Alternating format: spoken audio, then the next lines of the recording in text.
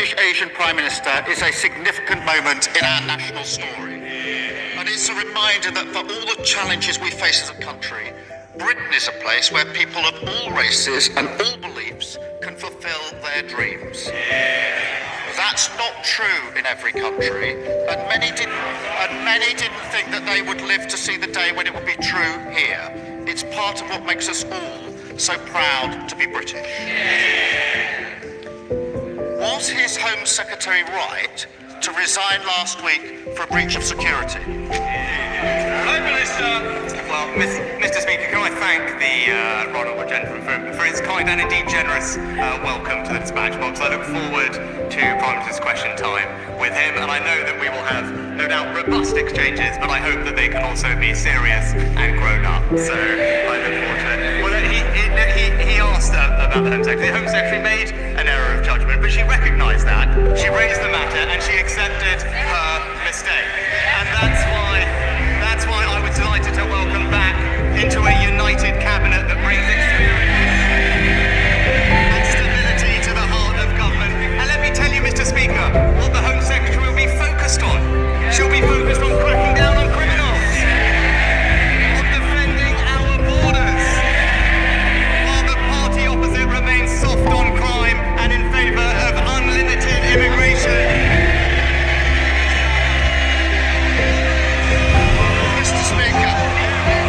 Mr. Speaker, yesterday the Prime Minister stood on the steps of Downing Street and promised integrity, professionalism and accountability. But then, with his first act, he appointed a Home Secretary who was sacked by his predecessor a week ago for deliberately pinging around sensitive Home Office documents from her personal account. Far from soft on crime, I ran the Crown Prosecution Service for 5 years. I worked with Home Secretaries to take on terrorists and serious organised crime. And I know firsthand how important it is that we have a Home Secretary whose integrity and professionalism are beyond question. So, have officials raised concerns about his decision to appoint her? Mr. Speaker, I just addressed the issue with the Home Secretary, but he talked about fighting crime. I would hope, Mr. Speaker, I would hope that he would welcome. I would hope that as we look on, he would welcome the news today that there are over 15,000 new police officers and the Home Secretary will be supporting them to tackle burglaries. The party opposite will be backing the lunatic protesting fringe that are stopping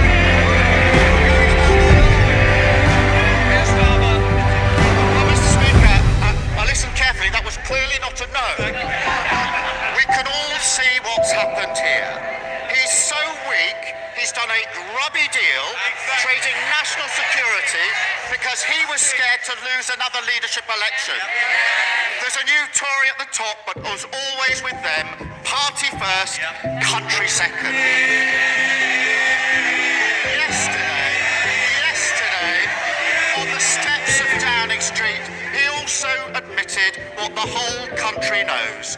The Tories have crashed the economy, and now somebody has to pay for their mess. I say it shouldn't be working people who've been hammered time and again by this lot, but those with the broadest shoulders must step up. Does he agree? Well, Mr. Speaker, the honourable gentleman talked about party first and country second. Perhaps he could explain to us why it was a few years ago he was supporting the member for Islington North.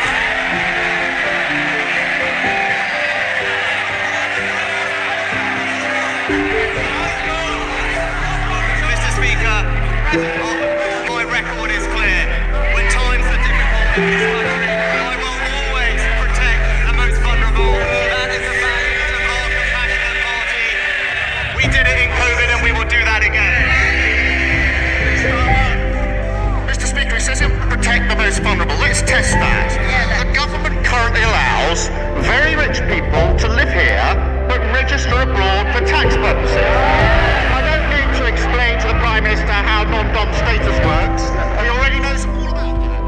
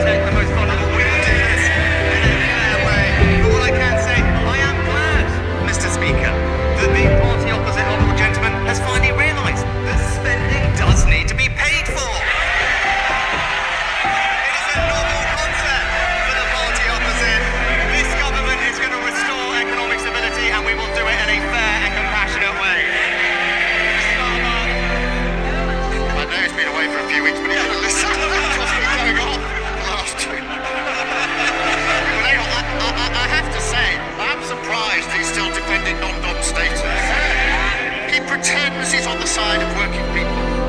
But in private, he says something very different. Over the summer, he was secretly recorded at a garden party at Tunbridge Wells, boasting to a group of Tory members that he personally moved money away from deprived areas to wealthy places instead.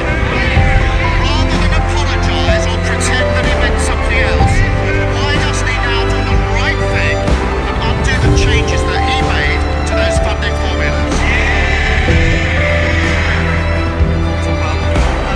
Mr. Speaker, I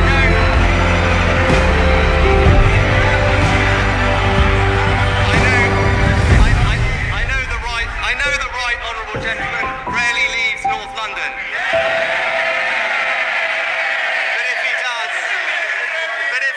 does, he will know that there are deprived areas in our rural communities, in our coastal communities, and across the south, and this government will relentlessly support them, because we are a government that will deliver for people across the United Kingdom.